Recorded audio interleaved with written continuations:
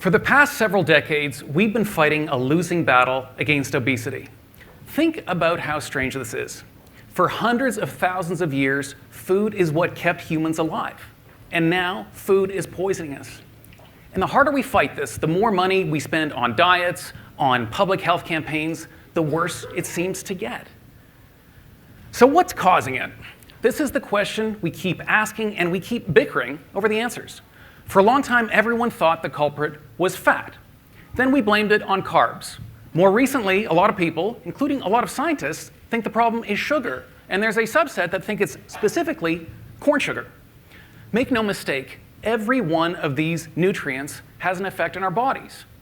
But fat, sugar, carbs, even corn sugar existed in the 1960s, when Americans were, by and large, not obese. So the real question we should be asking is, why are more of these nutrients getting into our bodies in higher quantities?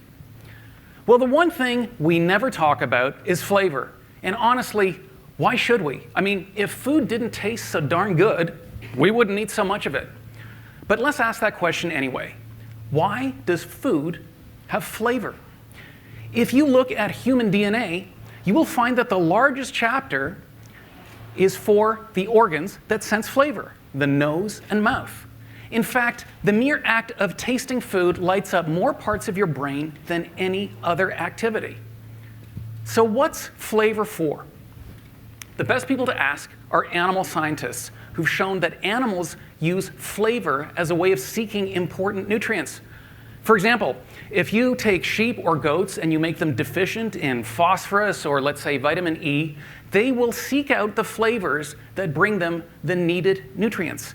You might say for animals, what is delicious is also healthy. Are we humans any different? Well, consider this. In the 18th century, when British sailors were suffering from scurvy, they all experienced a profound craving for fruits and vegetables. Now, remember, they didn't know what caused scurvy. They thought it was caused by things like fog or too much salty air, being at sea too long. All they knew is what they wanted to eat. And what they wanted to eat is what cured them.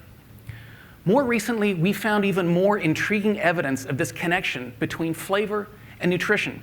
A few years ago, the scientists Harry Klee and Steve Goff published a study in the journal Science that showed that the most liked flavor compounds in tomatoes are all synthesized from essential nutrients. In other words, what makes a tomato delicious is also what makes a tomato good for us. It's the same reason that pastured eggs and grass-fed beef have more flavor, because eating all that grass makes them more nutrient dense. So what happened? We invented fake flavors. That's what happened. We now create flavors in a lab and we add them to all manner of junk food. Potato chips, soda, cheeseburgers, you name it. We can now crank up deliciousness without adding anything in the way of nutrition. And boy, does it ever work. The very first Doritos were just salted tortilla chips, and nobody was interested in eating them. It wasn't until Frito-Lay added a dusting of flavor compounds to make them taste like taco and then nacho cheese that a tortilla chip that nobody wanted to eat became a tortilla chip that people literally could not stop eating. Even worse, the whole foods that we grow, the fruits and vegetables we know we should be eating, are losing flavor. Harry Klee, the same scientist who found that connection between nutrition and flavor, has found that over the past decades, tomatoes have essentially been stripped of flavor. This comes as no surprise to anyone who's ever tasted a great heirloom tomato. But sadly, this is the story of all modern produce. By selecting high-yielding varieties and growing them in sterile soil, we've created produce that may as well be plastic. It might look like a carrot or a tomato or a strawberry, but it tastes like nothing. So the reason Americans aren't eating their fruits and vegetables is because they don't want to. Flavor is not leading them there. We really were designed to eat what we love, what tastes good. We just have to put the love back into the food that we should be eating. We need to do two things. The first is we need to grow flavorful varieties. And the second is we need to grow them in healthy, biologically rich soils that let them express their inner character.